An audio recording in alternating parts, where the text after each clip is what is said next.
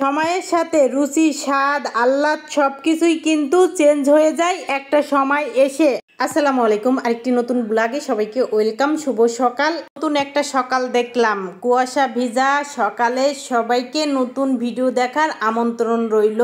হালকা হালকা শীতের আভাস পাওয়া যাচ্ছে। আলহামদুলিল্লাহ চলে আসলাম রান্নাঘরে। বিটরুট আর গাজর দিয়ে শরবত বানিয়ে নিয়ে নিলাম, সাথে একটু মধু দিয়ে দিলাম। আমার মামুনিটা অনেক সকালে উঠি পড়াশোনা করে, তাই তো এই যে তার খাবার রেডি করছি, হালকা পাতলা নাস্তা। এখানে ডিম, খেজুর, তারপরে কিশমিশ, কাজু বাদাম, কাঠবাদাম, মিষ্টি কুমড়ার বিচি, এই তো তাকে খেতে দিয়ে দিলাম। এখন বাজে প্রায় 1টার মতন, আর এখন তাকে খেতে দিব।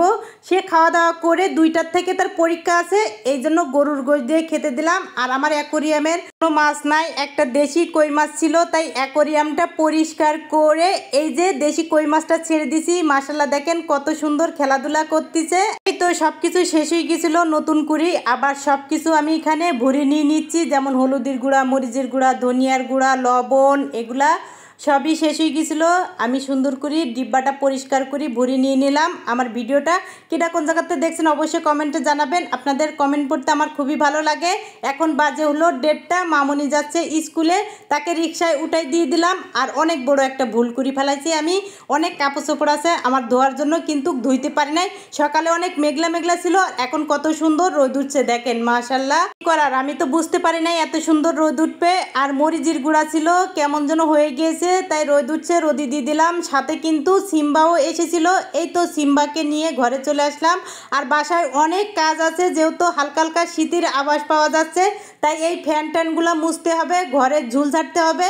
সেই কাজটা আমি সুন্দর করে নিয়ে নিয়েছি। আর এক হাতে কত কাজ করি, এই যে দেখেন, আবার দুপুরে রান্নাবাড়িও করতে হবে, তাই এখানে সব কিছু আমি রেডি করে নিয়ে নিয়েছি। এই যে এখন আমার রান্না করার পালা। একটা কড়াই বসাই দিয়ে একটু সরিষার তেল আর এখানে একটু জিরা ফোড়ন দিয়ে দিলাম। তারপরে এখানে এই তো করলা ভাজিটা বসাই দিলাম, সাথে একটু হলুদ আর একটু লবণ দিয়ে দিলাম। দিয়ে এই তো পাশের চুলায় বসাই দিয়ে এই পাশের চুলায় আমি মাছ ভাজার জন্য দিব। আগে থেকে হলুদ মরিচ মাখিয়ে রাখছিলাম রুই মাছ। তারপরে তো এপিট ওপিট ভেজে উঠাই নেওয়ার পরে কাঁচা মরিচ পেস্টটা একটু ভেজে নিয়েছি। তারপরে এখানে দিয়ে দেবো হলুদের গুঁড়া, মরিচের গুঁড়া, ধনিয়ার গুঁড়া, স্বাদ মতন লবণ, আদা বাটা, রসুন বাটা, জিরা বাটা একসাথে একটু পানি দিয়ে মিশিয়ে নিয়েছিলাম। তারপরে মশলাটা কষে নেওয়ার পরে এখানে যে পুঁই শাক, আলু আর একটা টমেটো দিয়ে দিলাম। আর করলা ভাজিটা প্রায় হয়ে গিয়েছে, নামিয়ে নিয়েছি। আর অফ ক্যামেরায় এই যে আমি পানি দিয়ে দিয়েছিলাম। এখন মাছটা দিয়ে কিছুক্ষণ রান্না করে এই তো নামিয়ে নিয়েছি। আজকে দুপুরের খাবার, সাথে একটু গরুর মাংস ছিল, করলা ভাজি আর পুঁই শাক দিয়ে মাছ। তারপরে বিকেলে বাবার মাদ্রাসায় আসছিলাম কিছু খাবার নিয়ে, তাই সেই খাবারগুলো রাখার জন্য গিয়েছিল। এই তো রেখে এখন চলে আসলো, এখন তাকে কুসুল কিনে দেওয়া লাগবে।